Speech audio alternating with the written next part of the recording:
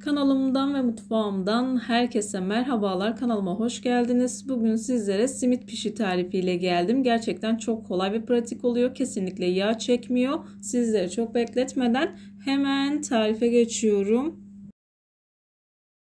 Tarifim için ilk olarak yoğurma kabına 5 bardak kadar un aldıktan sonra ortasını havuz şeklinde açıyorum. Kenarlarına 1 tatlı kaşığı kadar tuzumu serpiştirdim. Yarım paket yaş mayayı elimle ufalıyorum. Dilerseniz bir paket instant maya da kullanabilirsiniz. 1 yemek kaşığı toz şeker, 1 bardak ılık suyu ekledikten sonra kaşık yardımı ile maya ve şeker tamamen eriyinceye kadar karıştırıyorum.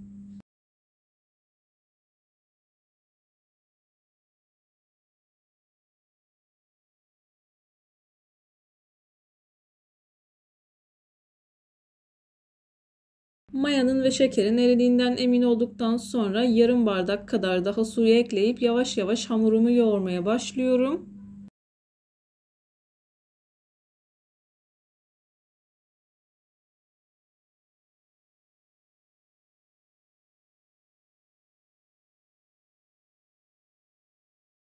Suyu azar azar kontrollü bir şekilde eklemeye özen gösterin. İlerleyen dakikalarda ne kadar su kullandığımı sizlerle paylaşacağım.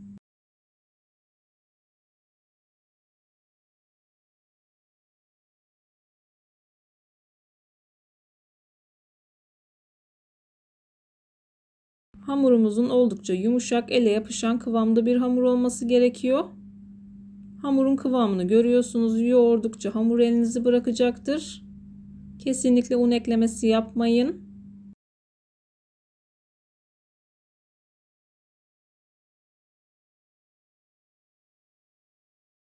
Ben bu hamur için toplamda 2,5 bardaktan biraz daha az su kullandım. Suyu kontrollü ekleyin.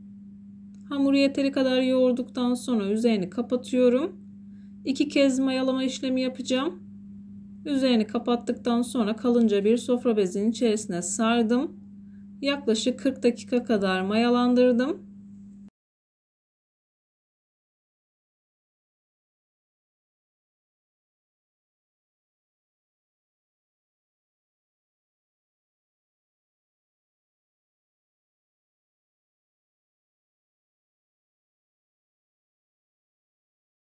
...40 dakikanın sonunda hamurum çok güzel bir şekilde mayalandı. Mayalı bir hamur olduğu için ilk etapta hamurun havasını alıyorum.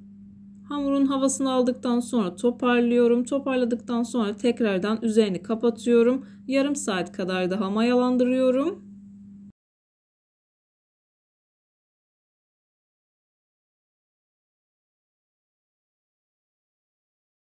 Hamur bir kez mayalandığı için ikinci sefere çok daha kolay mayalanıyor.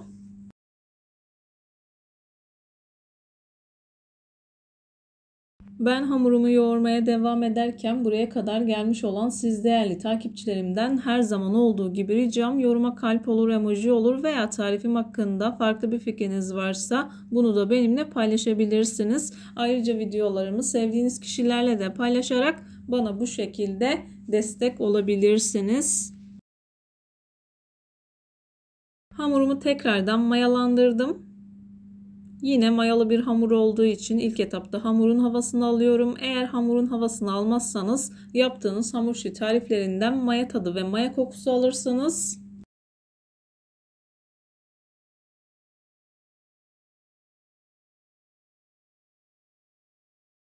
Tam da bu aşamada belirtmek istiyorum. Ben bu hamurdan 2 ayrı pişi hazırladım. Yarısını simit olarak hazırladım. Yarısını da 2 gün önce paylaşmıştım. Peynirli pişi olarak hazırladım. Gerçekten onu da çok kolay ve pratik bir şekilde hazırladım. Dilerseniz o tarifime de bakabilirsiniz. Göz kararı olacak şekilde parçalara ayırdıktan sonra bezelerimi hazırladım.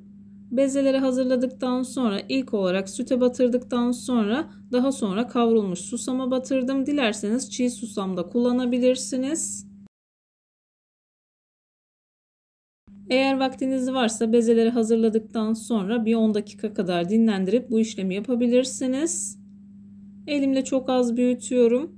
Daha sonra ortasını bu şekilde deliyorum. Yavaş yavaş elimle büyütüp simit şekline getiriyorum.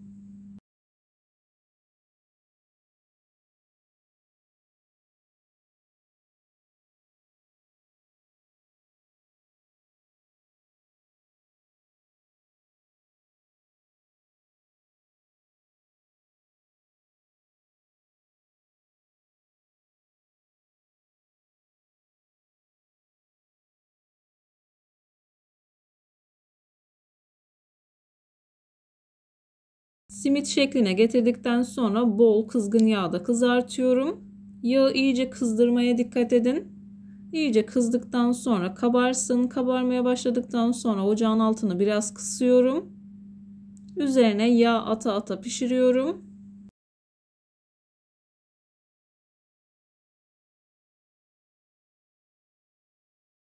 Pişi yaparken ocağın ısısına çok fazla dikkat etmeniz gerekiyor. Çok harlı ateşte yaparsanız içi dışı pişiyor, içerisi hamur kalıyor. Eğer çok kısık ateşte de yaparsanız yağ çekme ihtimali oluyor. Yavaş yavaş kızarmaya başladı. Bir kez çeviriyorum. Alt tarafı da biraz kızardıktan sonra tekrardan susamlı tarafını kızartıyorum. Diğer tarafını da kızarttıktan sonra servis tabağına alıyorum. Kontrollü bir şekilde kızartıyorum.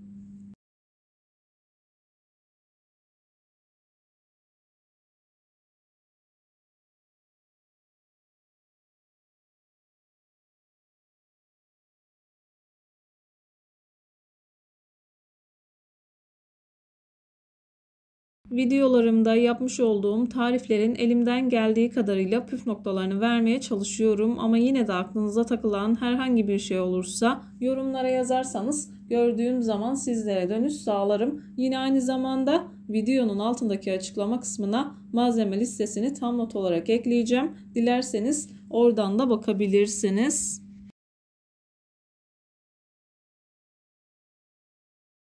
Aklınızda herhangi bir soru işareti kalmaması adına simitlerimi pişirmeye devam ediyorum.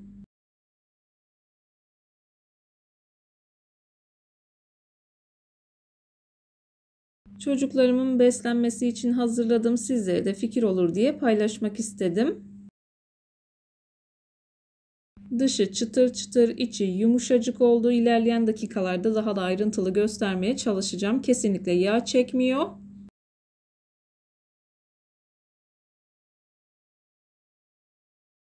Verdiğim püf noktalarına uyarak hazırlarsanız kesinlikle bu sonucu elde edebilirsiniz. Sizler simitlerin güzelliğini izlerken bu arada ben de videonun sonuna gelmek üzereyim. Sizlere veda edeyim.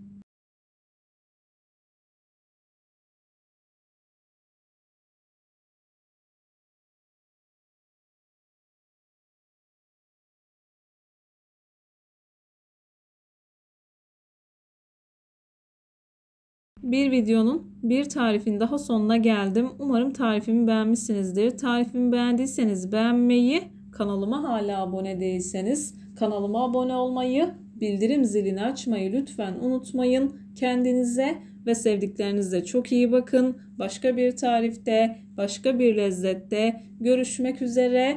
Hoşça kalın. Allah'a emanet olun.